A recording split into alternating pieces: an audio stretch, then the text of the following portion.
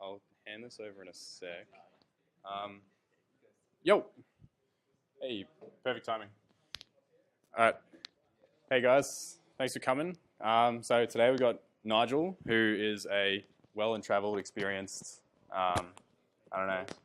Yeah, it's a nice way of saying old. He's here to talk to you guys about stuff. I'm sure he knows what he's talking about. You'll find out. Just real quick, just wanted to mention mostly for the people that are going to watch this recording online, that the Deakin University Computer Society is up and running and in full swing. So if you live closer to Geelong's campus than here, and you're not able to make it into here, check those guys out, because they basically, we're working really closely with them, and they're trying to do similar stuff to what these disc sessions do. So if you can make it there, you can probably make it in person. The other thing is we have to do an AGM. Is anyone not familiar with the idea of an AGM? Everyone knows what an AGM is? Yeah. So on week 8 session on the 5th of September, starting 6 p.m. like a normal session, we're going to have our fanciful annual general meeting. So same place, same time. This meeting basically is, the main thing that will happen in this meeting is it's the chance for any or all of you to take on an executive role for the club, if that's something you want to do. So we can talk more about it when we get closer to it, but basically if you want to, so over the period of next year, if you want to apply to take on some of the responsibilities of being president, running the club overall, treasurer, so managing the finances, payments, all that sort of stuff, or secretary, so mostly around communication, but a lot of other stuff too. You can check Slack, Facebook. You should have seen today some posts went out. There's a nomination form on that. If you want to apply for any of those positions, please fill out that form and ship it over to us as soon as you can. So it says up here, yeah, only paid members can vote during the meeting. So if you've never been to a club AGM before at Deakin, you'll have a great time. It's very official, obviously. But one thing I didn't write on here is that cutoff on the 2nd of September is for the nominations as well. So you have to submit it before that date. And you have to be a paid member before that date if you want to vote. And please come. We'll do something, we'll spend a bunch of money, get pizza, drinks, I don't know, maybe we'll do something different than pizza, shake it up a bit. But we need to meet a minimum number of people rocking up. I mean, we smashed it today, but yeah, please come again on week 8. Starting salary? How much do you reckon we get for doing this? That would be a raise. That would be a big raise. All right. Yeah, no, you get. It's real good. The perks are like, maybe, nah, there's nothing. And yeah, if you want to apply as well, if you want to have a chat with us, if you have any questions about what that stuff might entail or how it might work for you, or any questions at all, feel free to hit us up and we can have a chat about it.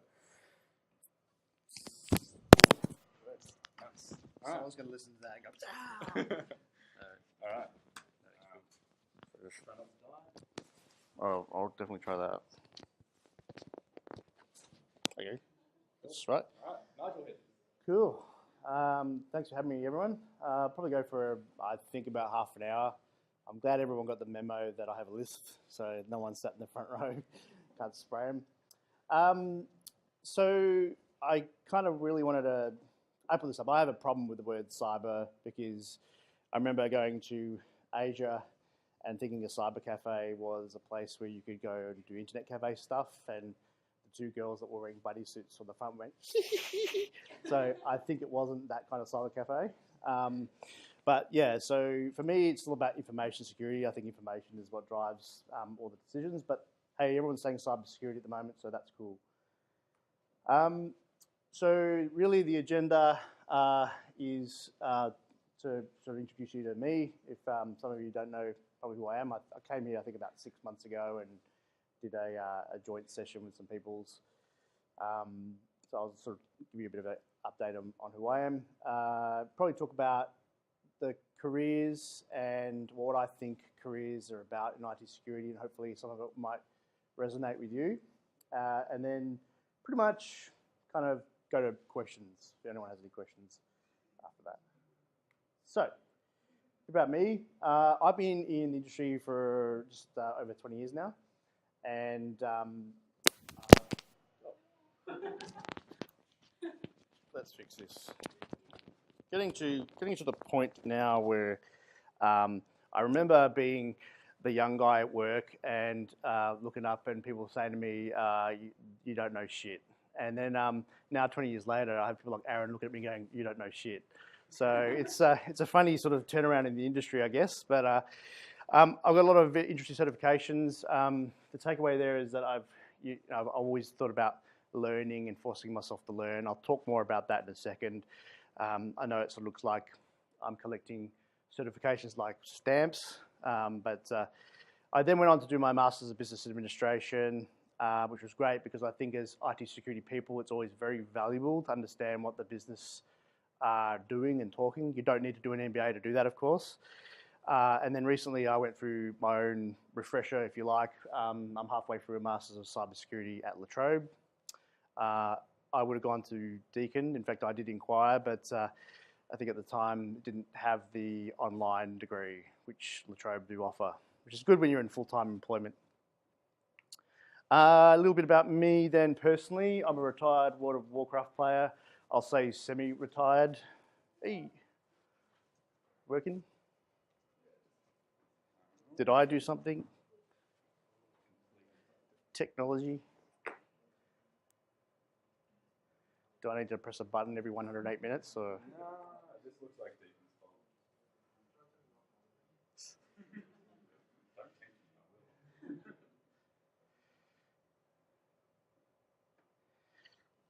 Sorry about this microphone. Oh, if you hang on to that as well, It'll help. All right. Thank you.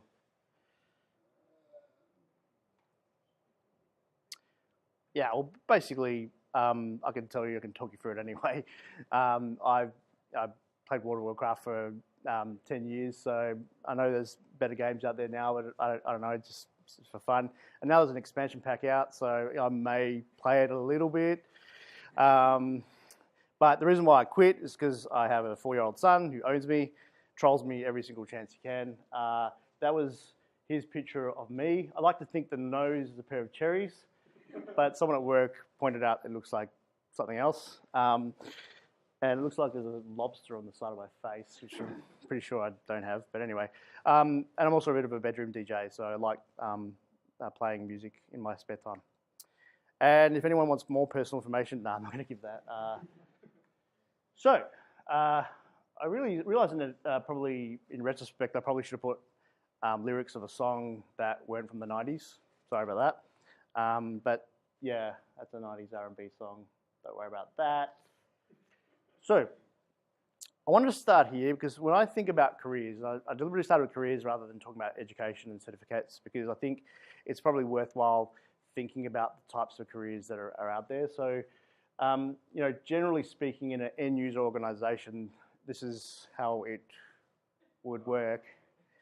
They would sort of start off with, the graduate IBL program, but you can actually get into the security industry through work experience. In fact, I've seen some people who have just requested experience. So you can approach an organization. Now you can look on LinkedIn and look up heads of information security or one of the senior guys and sort of just send an email or connect. As long as you don't look like you're from the Ukraine or something like that, most people will probably accept you.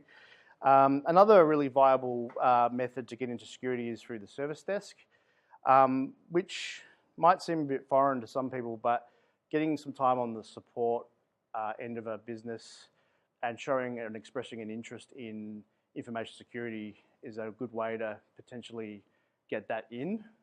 So I would highly recommend it if you're in the future looking for jobs on Seek or approaching people and not getting somewhere. Don't be shy of thinking maybe I could spend 6, 12, 18 months in a similar role.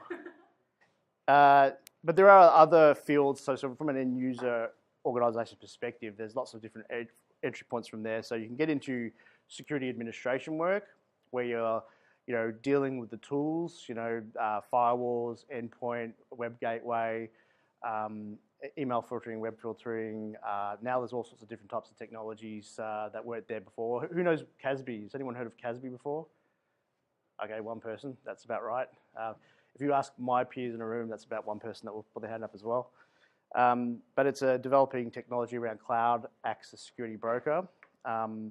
So the security administrators will be actually using these tools. And then from there, there's probably some pathways in terms of a security manager role. That can go from there.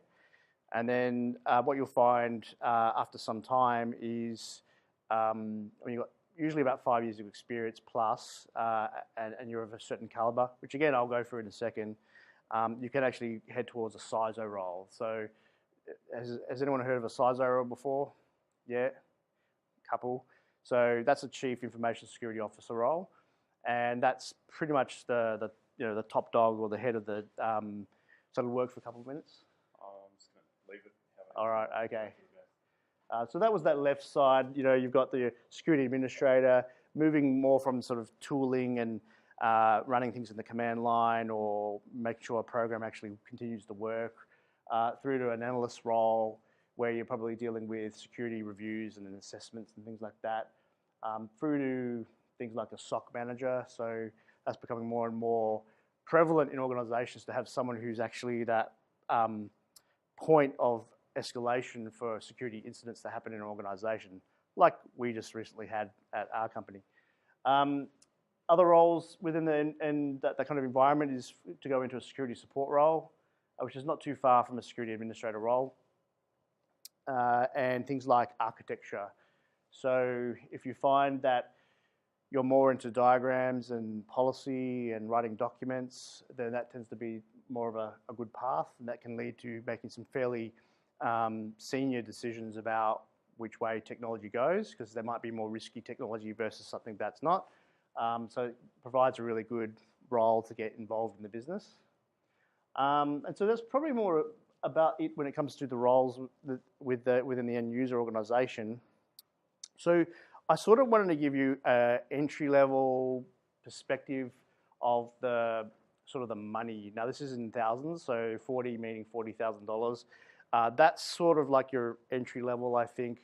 There are some organizations that will try to pay less than that, but generally when you're moving from your graduate position to your first role, I think you'd be looking somewhere around the $40,000 to $50,000 a year. If someone's trying to get you to come on at under 40, then have a think about whether you still might want to do the role, because they might provide you some great experience, but have a real think about whether or not you want to do that. But by the time you've done about a year or two, going up to 3 years in these roles, you should be earning around the $55,000 range. This is just to give you an idea, because some people are motivated by money, and I appreciate that. So I wanted people to understand where this goes. It starts to ramp up when you get about 5 years experience in the industry. So any sort of security analyst roles, you're looking at 75, let's say plus or minus 15,000. Depends on the organization. Banks, insurance will generally pay a premium for good people. So you could be looking at around 90K in these types of positions. And then when you get to more senior positions, senior lead roles or management roles, it can be up to about $100,000, for those roles. The biggest variation, the password is, the biggest variation is in the Chief Information Security Officer role. So I would say the median price is around $120,000 for a head of information security, but I've seen certain people earn $300,000 in that role. So, it's definitely a high quality.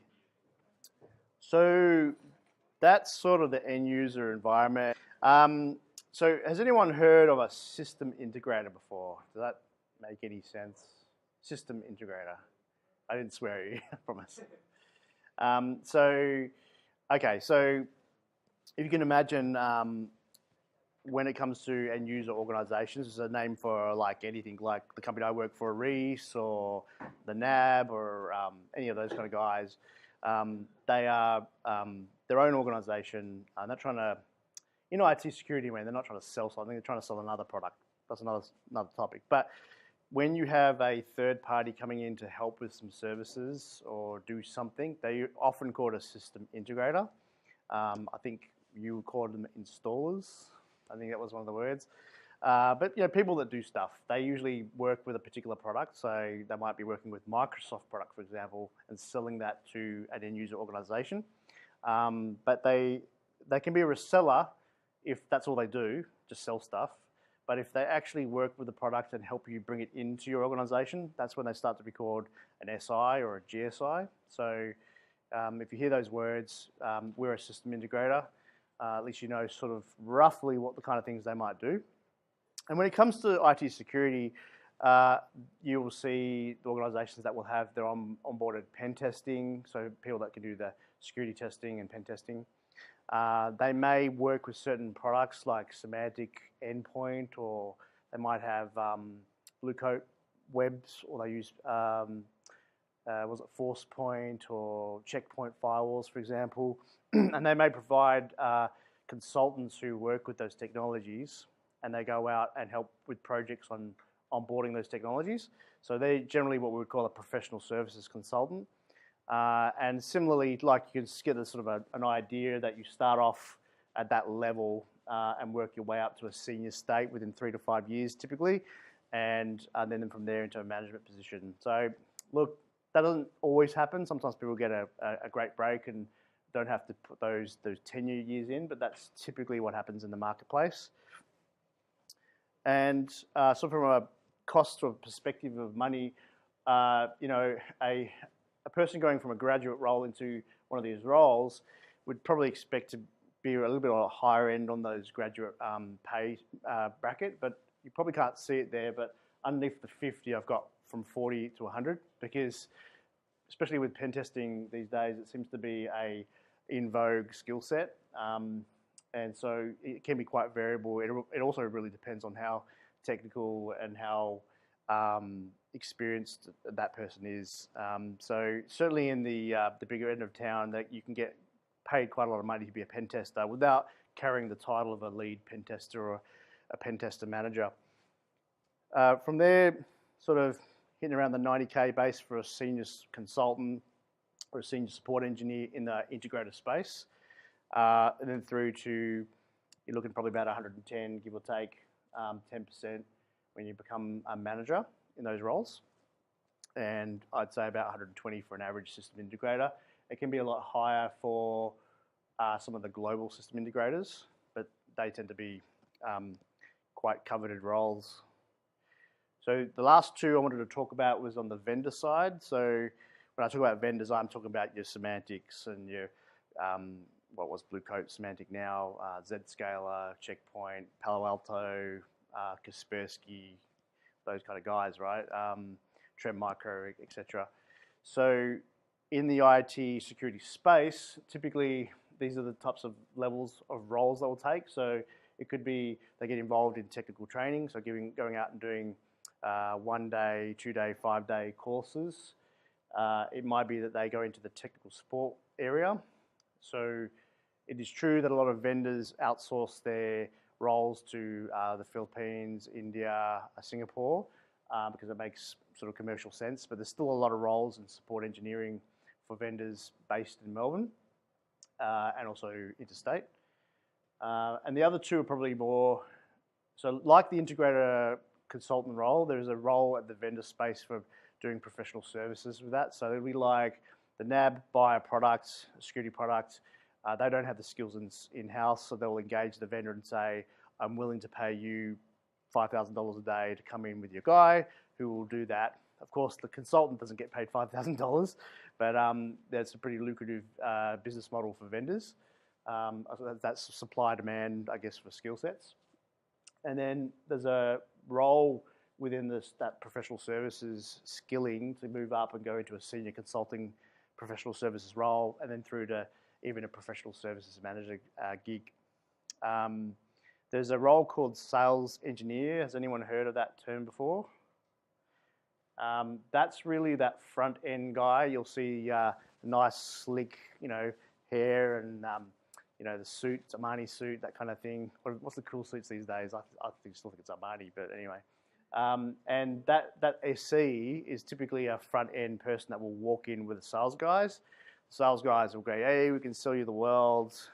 And the sales engineer will say, that's technically not correct, but smoothing it out with the customer. So that's sort of like a sales engineer. They typically walk away once the product's actually sold to a customer, and they hand the delivery over to a professional services consultant. As you can imagine, that actually introduces a bit of friction, because the sales guy and the sales engineer sometimes make promises to a customer that they can't keep, and it's the professional services consultant's job to either undo the damage or actually deliver on the promise. So it can be a bit of a hectic time in that space. So from a cost perspective, actually, it's probably one of the monetarily more lucrative roles. So, in the entry level, probably looking at around 60K for a technical support, second level technical support role, going up to around 100K for a consulting SE manager type of role, and through to your sort of management role. It's typically a little bit more involved. That salary can sometimes be split into a base salary component and a commission component, which is usually about 80-20 in the technical world. So when I've got 130 up there, they might offer you a role that says, or so say for the 100K role for a senior consultant, it might be $80,000 in salary, and then an additional $20,000 is dependent on how well the organisation goes. So if they kill it and make 200% of their quota for the year, then you'll end up with $40,000, not $20,000. So it can be if you're working with a really up and coming technology, it can be a pretty good space to work in.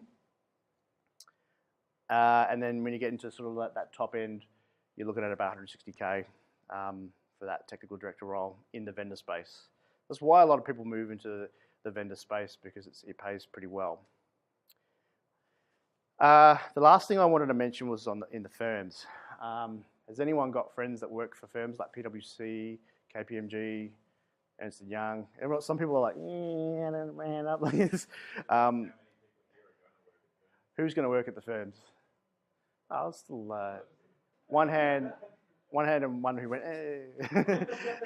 I'm not going to say it's a bad thing. I think there's a lot of pros and cons, which I will talk about. But, it's I don't want to say it's a pyramid scheme, but there's certainly a lot of there's a lot of promises made at the consultant level to be able to get promotion, and if you thrive on leveling up, then it's certainly a good place to be.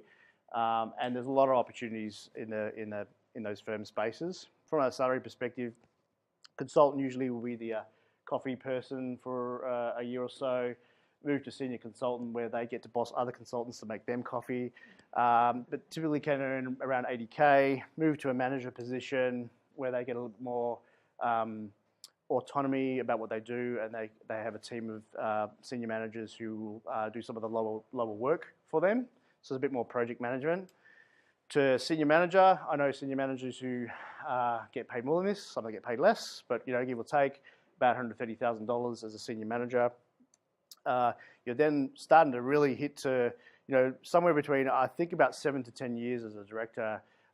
You're looking at about 180K. And partners, some firms have a different way of dealing with partners. It can be a sort of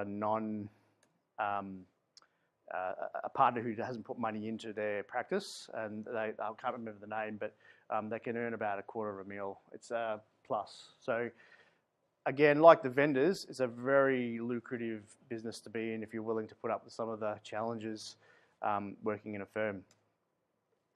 I'll get back to that. I did want to say that with all those things in mind, I think obviously pen testing's sexy, and there's some people in the room that want to become a pen tester, and there's nothing wrong with that. It's a really good space. but you have to have a think about the type of person you are and the kind of lifestyle you want to have. So some of these jobs are quite long hours, and so if you're the kind of person that likes to go home and play frisbee with your dog, then you may not necessarily want to work for a firm. People that work for a firm work long hours, come back home, and being stressed, they kick their dog. So it's a different type of thing. When you, I think if you haven't done MBTI or DISC or any of these kind of profiling, stereotyping tools, as much as I hate to talk about them because they are a stereotyping tool, there are some online resources like humanmetrics.com who have it's very free. You can run through it. It'll give you a bit of an assessment of what kind of personality type you are. And I think you should really listen to these things because you could spend 5 years in a job doing something that doesn't work with you, and suddenly 5 years later you wake up and go, what the hell am I doing? I'm burnt out. I don't like it. This didn't happen to me. I'm just saying. And so rather than that, think about the types of things that you like doing and gravitate to those roles. Don't get stuck thinking, I've got to be a pen tester because that's what everyone else does and it's cool. Have a real think about what you like doing. So if you're more of a document person, you like reading things or getting some information and going away and processing it and then finishing like an assignment. If you like that kind of stuff, then maybe architecture and documentation writing skills, writing tenders and things like that might be something you like doing. If you're more hands-on, obviously things like pen testing and admin work might be something that's more preferential to you. If you like going out to parties, doing cocaine and whatever, then maybe being a sales engineer is the type of role you want. I'm just joking. That doesn't always happen. Think about really expanding your network in these roles. So don't just go there and then expect opportunities to come. You should absolutely seek people that are like-minded to you, and that might help you also work out the types of roles that are more suited for you. Back on those things. I think from an organizational end user perspective, you can get some really good exposure to business as usual and projects, which can be quite useful when you go to your next interview and the person on the other end is saying, tell me about your delivery experience. And you're like, I helped my mum deliver her second baby, but I don't know what that means. But delivery is more about, have you worked on a project from the start to the end? Have you seen it be executed and see it go back into the business? It also can give you time, especially if it's your first gig, to become familiar with an environment. For some people, that can be a bit boring after about 2 or 3 years, but I think in your first gig, it can actually be quite good because you start to get familiar with, okay, here's the Unix team, here's the Windows team, here's the security team that I work in, here's the whatever team, and here's the business, here's the marketing people, this is the accounts payable, receivable, this is the janitor, all those kind of things. And you get to know people, and it really helps you sort of, you don't have to worry so much about the environment, you just get to know it. And that can be great. It gives you the opportunity to not worry about that changing so much and just give you an opportunity to hone your craft, the things that you like doing. Cons are, it can get pretty stale. After 2 or 3 years, you say the same people come in. Hey, Bill. I was going to say, hey, Joe, because that's usually my word. And you can actually hit salary limitations. So you get to like 3 years and you're having conversations with people like, this is great. You're doing fantastic work. You're so required. We love you. But this year, the company didn't so well. So we can only really give you 1% increase. And you're sort of scratching your head going, well, I've got to pay for the dog food. So it can be a little bit challenging. And sometimes the move then after 2 or 3 years is to leave that organisation and move to another one.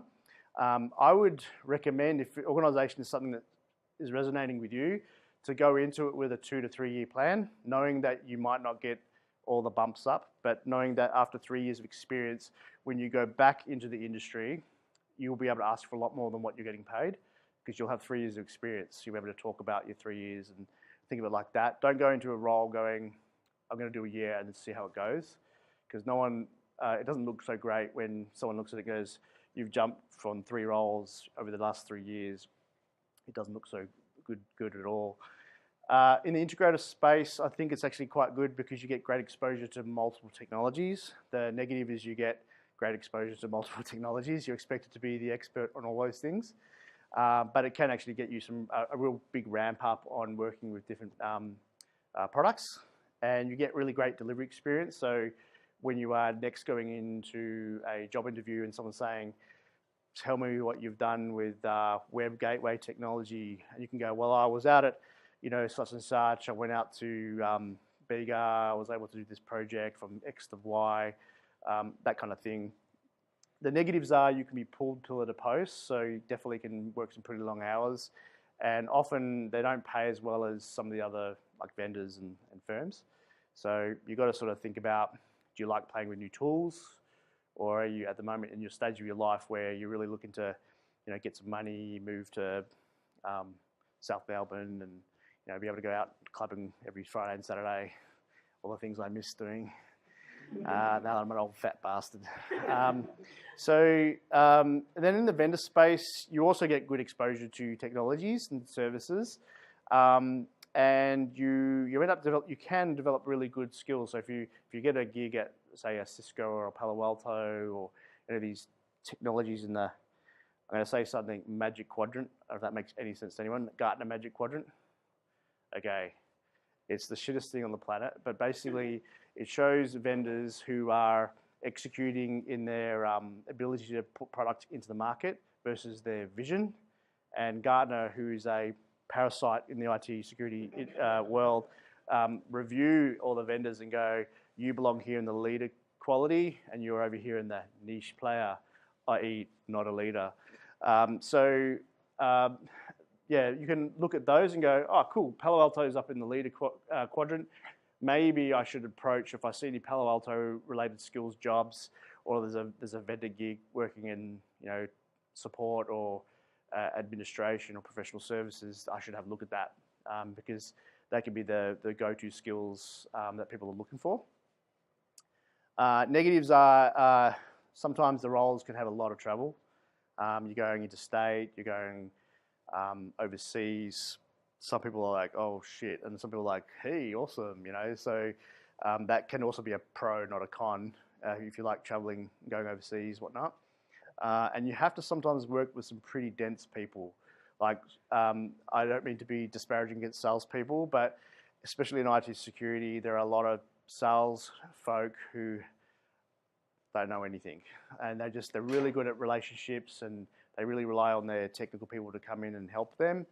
And sometimes they try to open their mouth and say something technical, and it sounds terrible. So as long as you're willing to put up with doing this a few times, like at least in your head, but not physically doing that, then it can be okay. And it is a cutthroat environment. Last one, firms. So good networking opportunities. You get great customer experience with sort of top tier customers, BHP, the banks, the insurance. You get to deal with some of those really high end people. So you get great exposure to end user organizations. And it wouldn't be the first time lots of firms or people in the firms have worked with a customer for 2-3 years, and then just through having a conversation somewhere ended up working for that organization. So that's another way to look at it. You could get some really fast burn experience at a firm and then get a potential to work at an end user. And there's secondment opportunities. So again, if you like the idea of maybe working for a year or two at the firm and then going overseas to the UK or America or some other Mongolia, I don't know. I'm sure PwC have a Mongolia office. That can actually be there. So my sister-in-law did exactly that. It's been working in the UK for 3 years and loving it. So that can be a great experience too. But it can be highly competitive. People get burned out. They have to do long hours. And it's all with this hope and promise of promotion. So hopefully, if you haven't thought about the types of organizations you want to work for, you could probably put them into 4 categories. There's probably more categories, but for me, especially in the IT security world, it's end user, integrators, the providers of products and solutions, and the firms as well. Cool. So I I wanted to sort of like maybe just do because there's a bit of information there. You know, I didn't actually do my bachelor's, and I wanted to describe that process because if I can do a reasonably okay job in this industry, I think anybody can. You know, I started off in my Bachelor of Science, and you know, midway through that, decided that I was gonna leave home for other reasons, and I actually put a time out on my Bachelor of Science. Well, actually, I had actually enrolled into Bachelor of Information Systems before I did that, and some of the subjects in that degree were really quite dry and boring, and I'm sure you can all relate to at least one subject that you've just wanted to sleep through. It wasn't really until later in my career that I thought I wanted to go back to school and do my MBA, and now obviously doing my Masters of Cybersecurity. But I didn't let that stop me. So my pathway to information security, or as I said, cybersecurity, sparkle, unicorns and puppies and rainbows and all that business, was through network administration. So I got a gig working for a company that supplied air conditioning units to some of the automotive companies.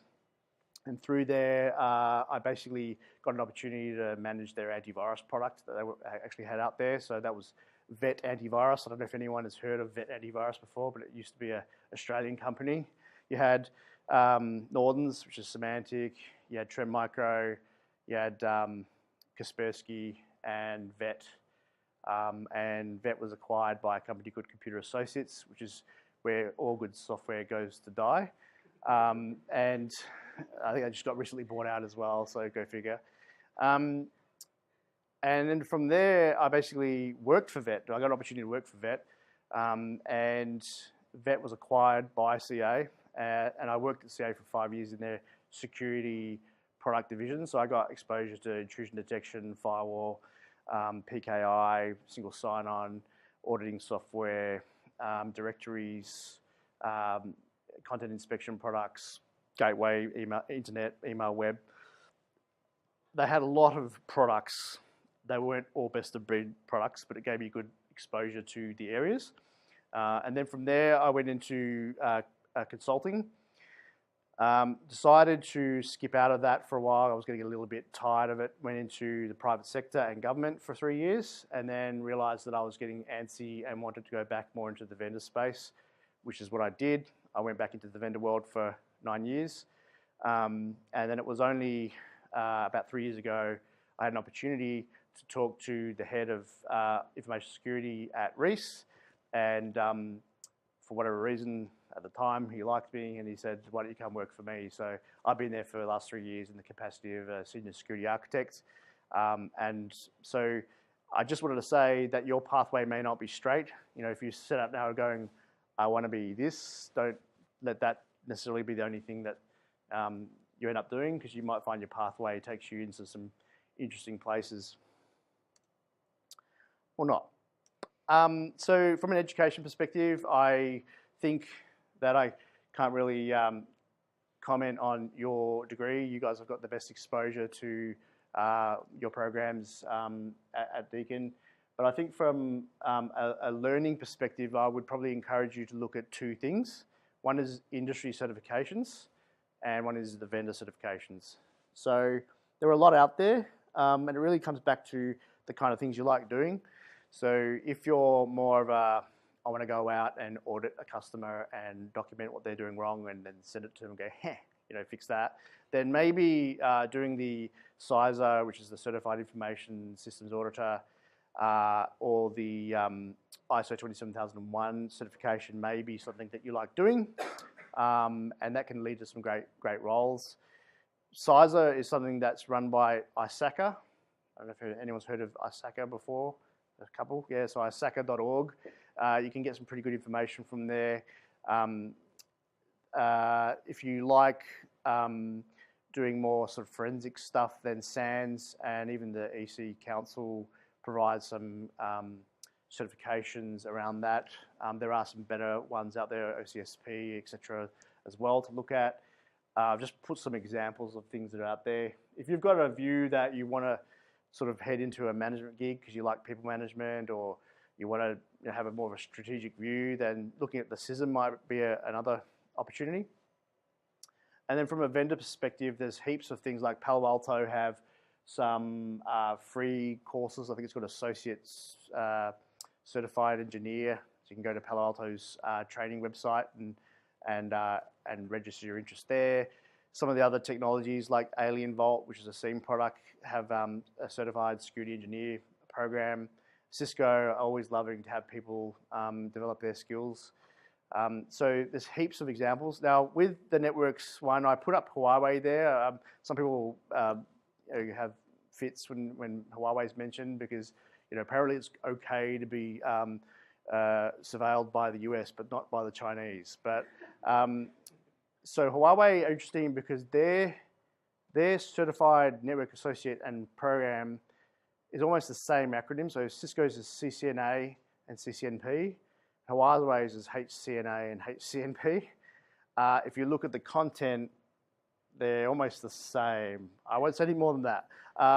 But that can be a great way to get material and familiarity with networking equipment without having to pay Cisco a lot of money. I'd look at Huawei from a learning experience. It may not carry you forward with a Cisco gig, or it might as well, but it can certainly give you some really good fundamental knowledge around networks. That's practical knowledge in a network environment. Same for endpoint. Kaspersky and Symantec look different. One's green and one's yellow, but at the end of the day, they both sort of do 80 to 90% of the same thing, you'd hope, an endpoint security product. So you can go to Kaspersky's website and they have lots of training materials that you can access for free. The other things like cloud, so I'd really look at AWS. They want people to learn stuff, learn our product, because whatever company you go to, you're going to hopefully get that company to put all their stuff in the cloud. So AWS, there's architects, solution admin courses, all good stuff that you should have a look at. And obviously Google and Microsoft are also trying to beat down the door. So looking at vendors who are trying to get more market share and offer training courses can actually be a really good way of getting some skills.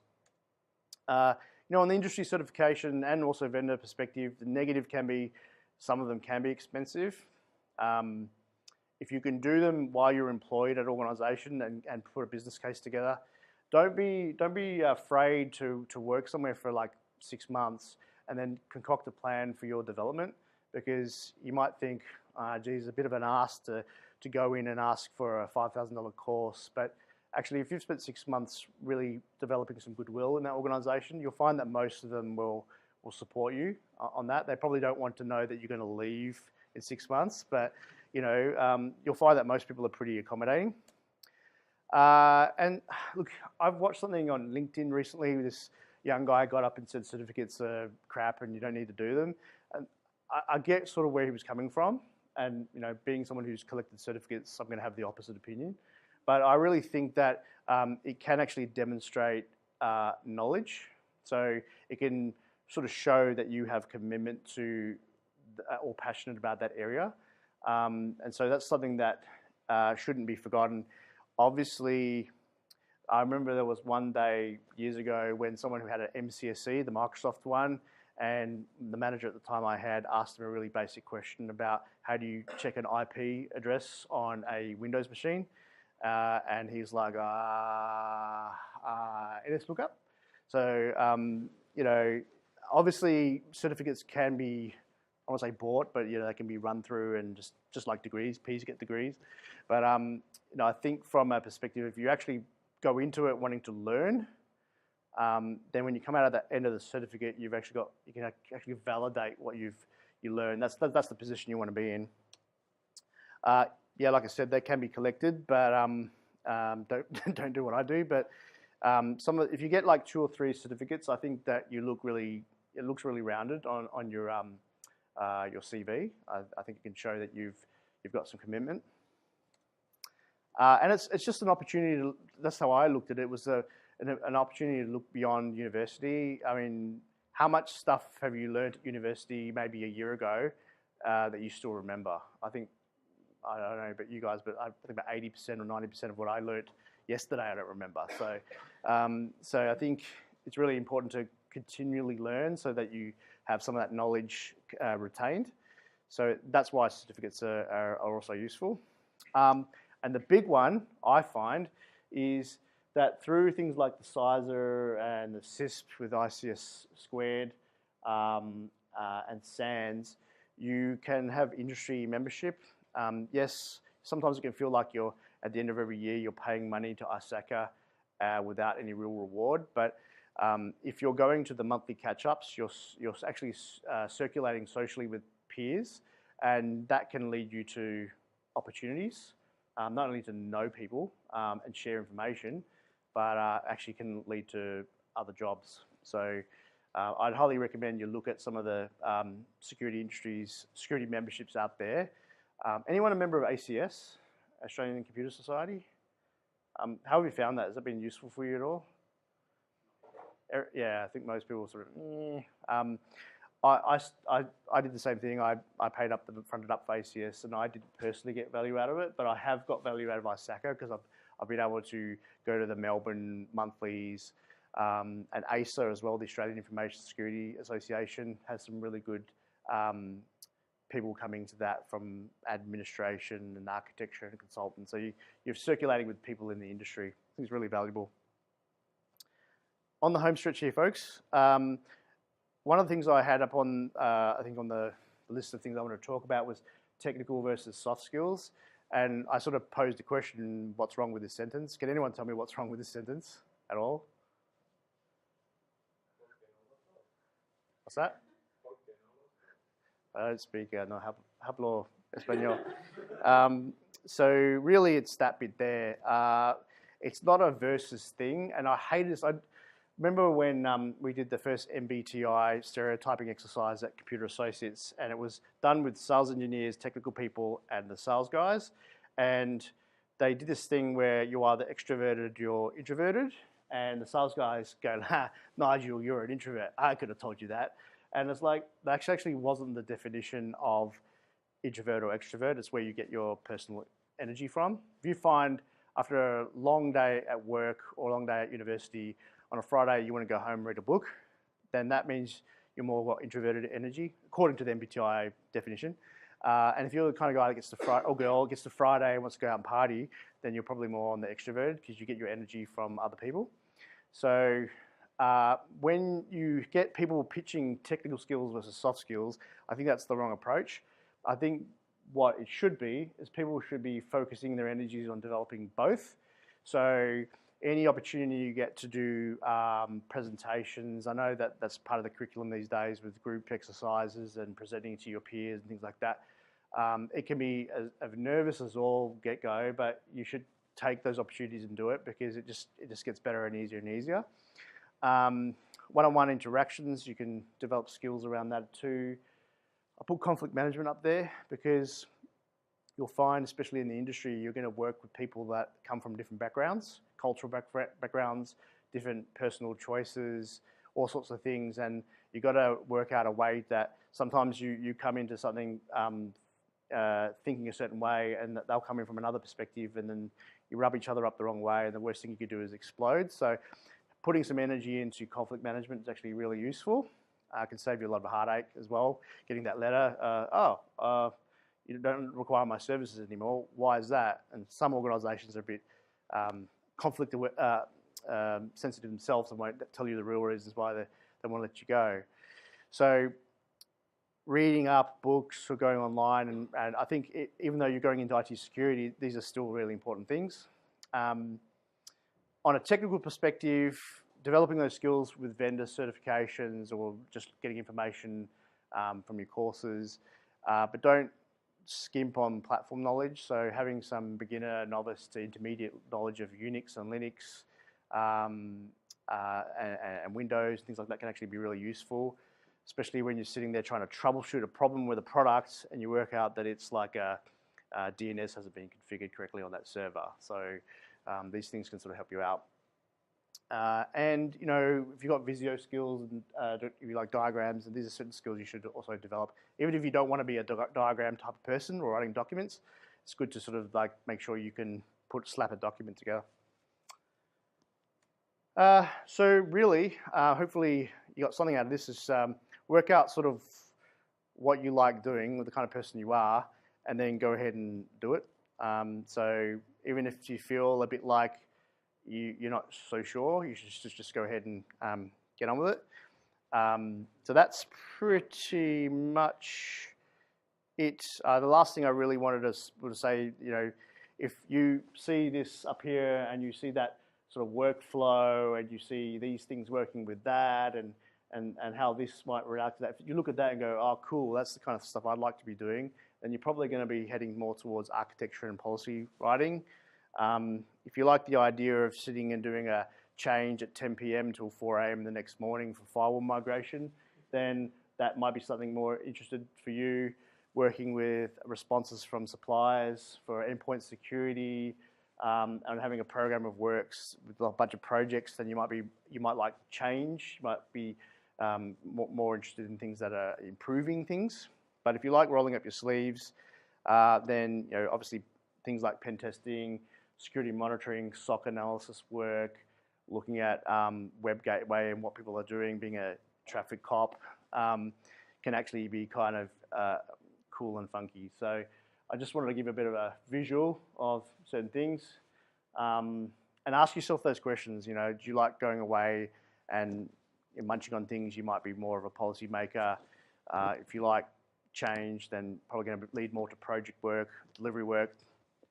And if you like breaking stuff, obviously that's an obvious get given for pen testing.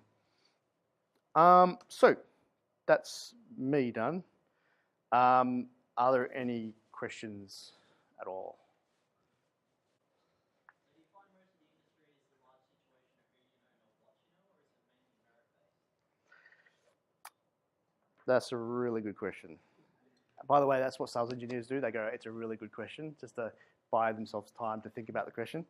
But no, in actual reality, I would have hoped that it was mostly knowledge. But in reality, there's certainly a lot to say about having that network, which is why I sort of stressed it as a point. Get to know people, because that one day when there's a job, this happens in government, they'll put jobs up that are written for somebody they know. So it's good to be that guy, because it's who you know and you've got that job. Often it can be 100 applicants for a role, and you happen to put your name in, and the guys or gals look at it and go, oh, I know Peter Smith. I hope there's no Peter Smiths here. I didn't pick you out purposely. Oh, Peter Smith has applied for this. Put him to the top of the list. Or like I know one guy in the industry who, for a role at a automotive insurance company, he knows the manager, so he's been put on the shortlist automatically without even looking at his CV. So yes, it does happen. You've got to be able to prove that you know your shit, but at the same time, spending some time to get to know people in the industry is worthwhile. Yeah. Hopefully I answered your question. Does that mean you're related to Aaron? No, he's related to me. No, I think, well, to that point, I don't know if you want to share that, divulge that information about how you got into Reese. Yeah, no, I absolutely got my role at Reese through. Hey, Ian. Yeah, the only reason I'm working at Reese is because I met someone at last year's CyberSecurity, actually, who goes to a different uni. She was working at Reese at the time. But she left Reese to move on to another role at a firm, and just like, well, hey, had a chat with her. Yeah, pretty much. Like at gunpoint. Yeah, I think you should she put you and my boss in contact, and then he met and he did sufficient enough of that my boss was like, he's cool. So yeah, that's how that can go sometimes. Any other cues?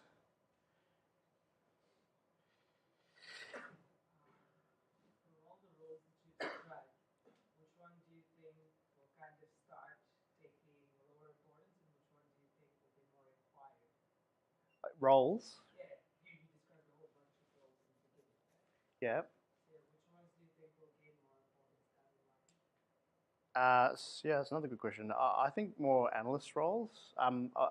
I think admin and support roles are great, but sometimes just by virtue of the way that they're designed, they don't give you contact with customers.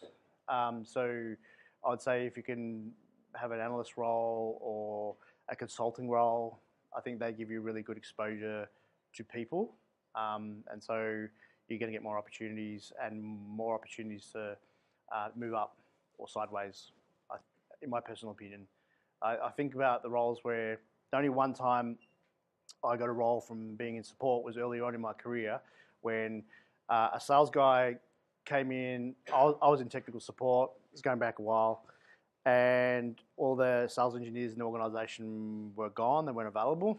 And he's looking through the support team and going, holy shit, I got to bring someone technical. He pointed to one guy who had a mullet and a flannelette shirt. I can't remember whether he had a wife beater and stains on his shirt. I can't remember. But to me, he will always be that guy. And then there was, no disrespect, there was an albino guy who had a real temper problem.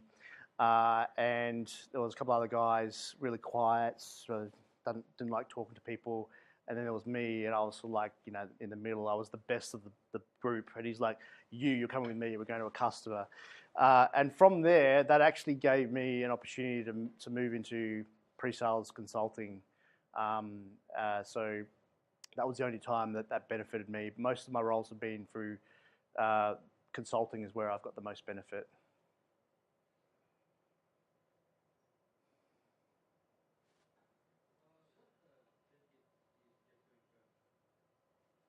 Yeah, okay, cool. I think the ones that don't necessarily require you to have experience to get the cert, so things like Security Plus are about 80% of the CISP, and you don't need to necessarily be having had worked in the industry for 3 years to prove that you deserve that cert. So I'd say if you're looking for more generic skills, then do that. The SANS courses are pretty good too, GSEC and things like that, but they're also very expensive. So unless you're bankrolled by your parents or you've burgled a bank and you have some money in the back pocket, then I would probably say, yeah, Security Plus is a good one. CyberSecurity requires 5 years of industry experience before you can actually say you're a certified information security officer, get endorsed. They also give you 5 years to gain it. So if you sat it and passed it, you can still get the cert 5 years later. And you could say on your CV, pass the CyberSecurity exam, endorsement in waiting or something like that. In terms of other certs, the vendor certs I'd definitely look at, because if you're going for a admin, early analyst role, and they happen to be working with Palo Alto firewalls, for example, and you can show you've got Palo Alto certification, that's going to rise you to the top of the pile, and it's not too difficult to get those certs.